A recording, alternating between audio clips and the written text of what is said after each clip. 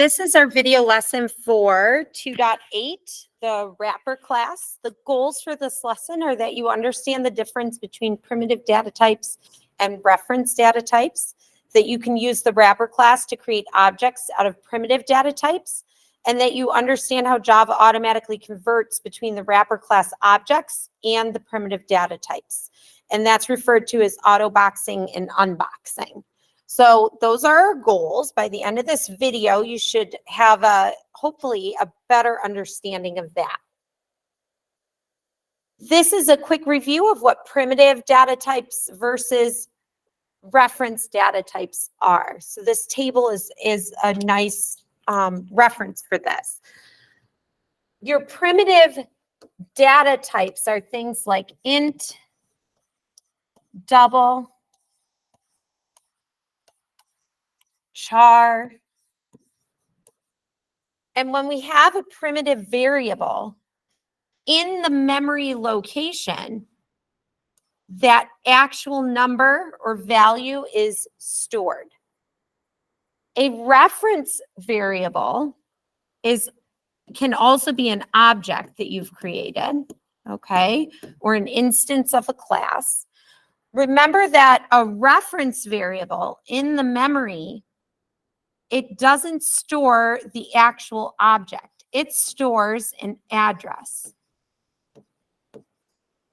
And that address points to a different location in memory that contains all the data and methods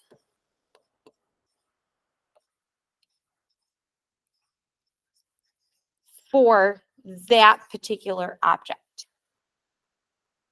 Primitive variable types do not have methods associated with them. Reference variable types do. Now, this caused a problem because some objects and methods will only interact with other objects. An example of this is arrays, which we're going to learn about later. An array is a list, and they can only accept objects as parameters. So what are we to do if we want to store a list of numbers as an array? To solve this, we need a way to convert primitive types into reference types. And that is why the wrapper class exists. Every primitive type in Java has a built-in object type called a wrapper class. So if we're looking at an int, the primitive int, the wrapper class integer object is capital I integer. And it still stores the same thing. It stores a number, but it's going to store it as a reference variable instead of as a primitive variable. Java 7, which is what the AP exam currently uses, allows us to use the wrapper class as constructors, okay?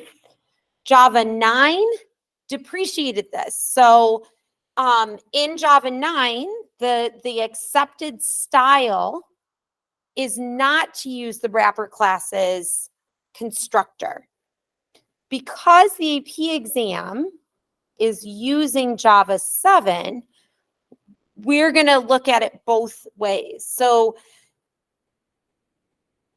the way that we would take an integer, let's say we had an integer I that was equal to 2, but we wanted to store that in an array. An array can only accept objects as parameters.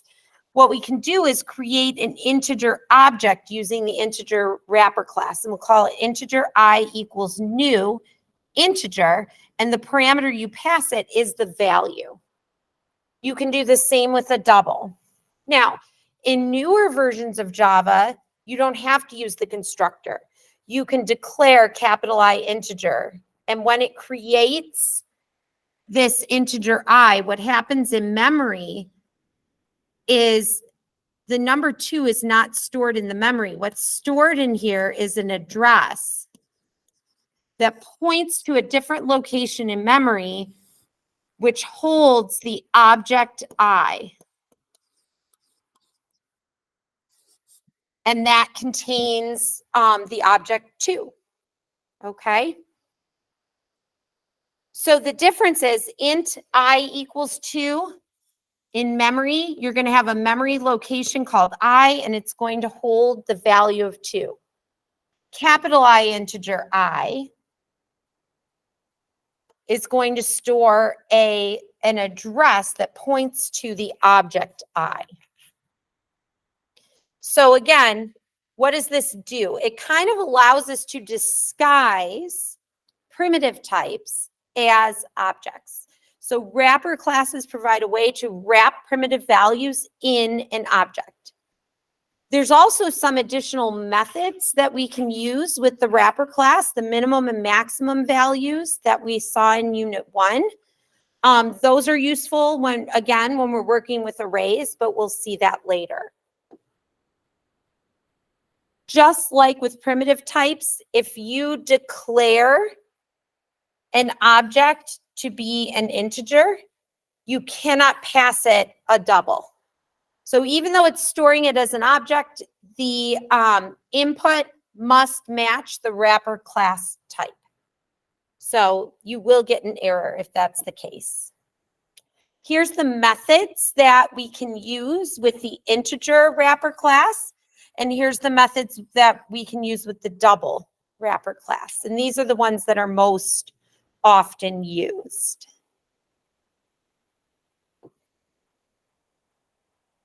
So let's say that we create an integer object called int object, and we want it to store the value 68, okay? We can use the int value method to take that 68 out of the int object and store it as a primitive integer. And that way, we can do mathematical calculations with it. So for example, if I wanted to write system.out.println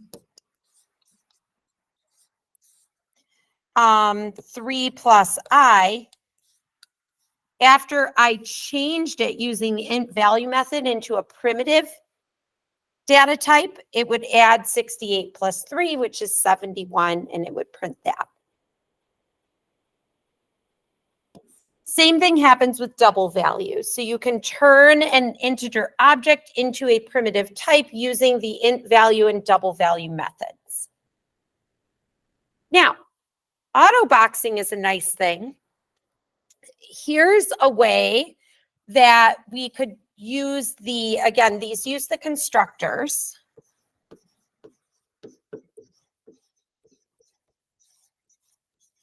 To create a new instance of the integer class or the double class.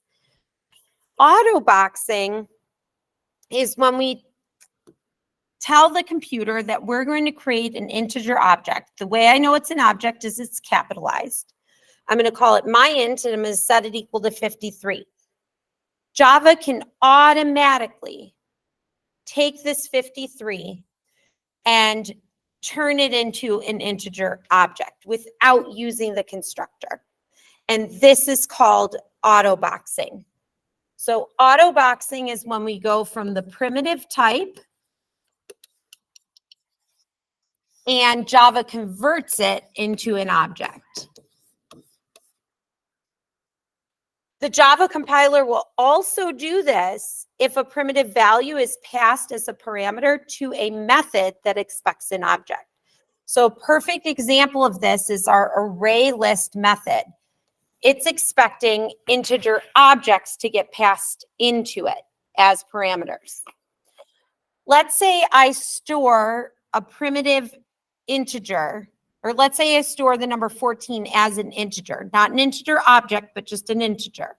And I refer to it as primitive.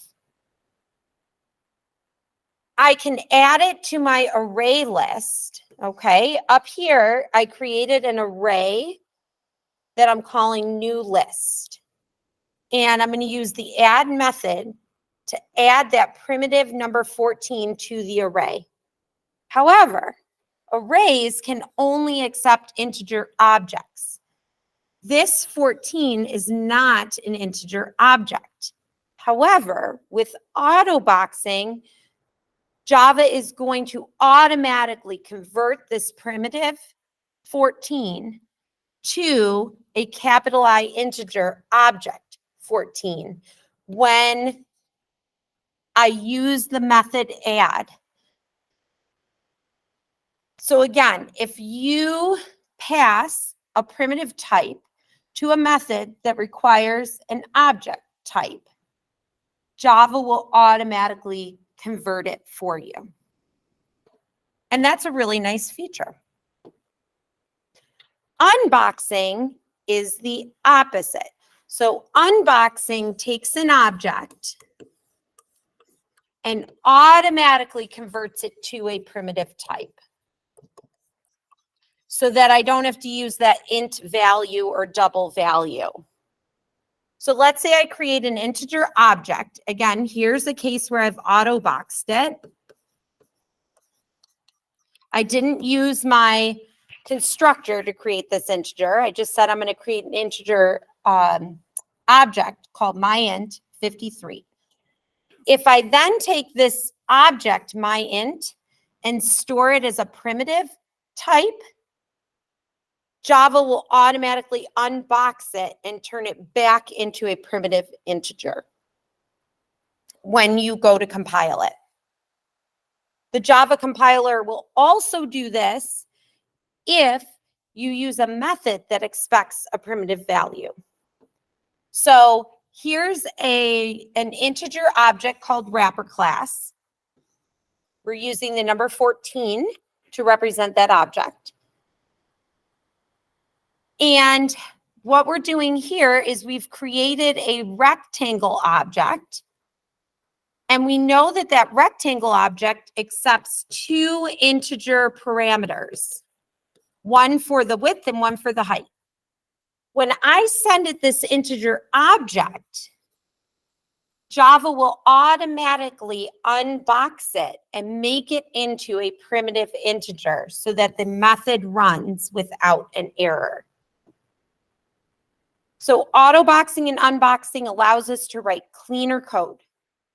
It allows us not to have to cast between objects and primitive types when we're dealing with numbers, okay? You still are going to need to cast between ints and doubles and ints and so on. But we're not going to have to worry about casting between the wrapper class objects and the primitive types. These classes are all built into the Java platform using the java.lang package, so we don't have to import the double and the integer wrapper classes separately. We can import java.lang, and all of these things below it go with it. Here is a quick example of the integer.min value and integer.max value methods.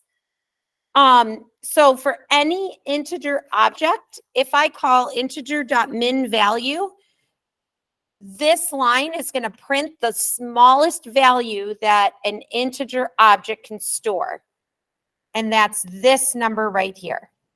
The maximum value an integer object can store is this number right here. The reason the maximum is one less than the minimum is because 0 is considered a positive number and grouped in with those. Now, what's interesting is if I call the min value and then subtract 1 from it. So here's the maximum, okay? It's that number 214748367. Here's my minimum, and then there's all the numbers in between.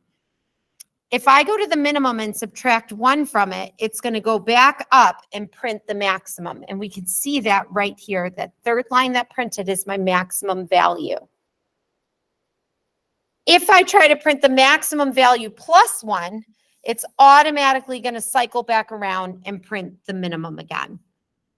So it can't print any integers beyond that using an integer object. That's the biggest value that we can store.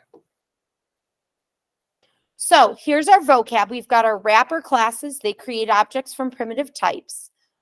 Underflow, this is what we were talking about back here. If I take the minimum value and I try to go under it and it prints the maximum, that is called underflow. Overflow is if I try to take the maximum value and print one above that, it can't print higher than its max, so it goes back down to the minimum. And you can see that there. Java will return the maximum integer if you try to subtract one from the minimum. That's called underflow. Overflow, again, if you try to add one to the maximum, it'll print the minimum. Autoboxing is an automatic conversion that the compiler makes where it converts the primitive type to the object. Unboxing is where it goes from the wrapper class or the object. So unboxing is automatic conversion from the object to the primitive type. Autoboxing is automatic conversion from the primitive type to an object. So again, our notes or our goals for today were the following. To understand the difference between primitive data types and reference data types. We talked about that. The wrapper class is what converts between those. Use the wrapper class to create objects out of primitive data types. We also saw that. And understand how Java automatically converts between the wrapper class objects and the primitive data types. And those are called autoboxing and unboxing. So that's it for this video. I will see you all tomorrow. Bye.